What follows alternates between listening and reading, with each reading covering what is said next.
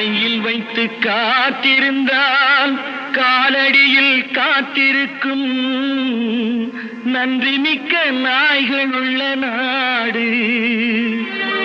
இதில் சொந்தமின்றி பந்தமின்றி வந்த வழி நினைவுமின்றி பிள்ளைகளும் பிறந்திருக்கும் வீடு.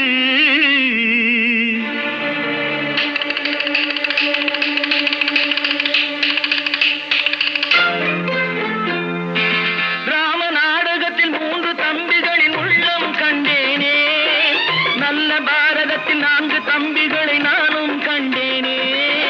ராம நாடகத்தில் 3 தம்பிகளின் உள்ளம் கண்டேனே, நல்ல பாரதத்தில் 4 தம்பிகளை நான்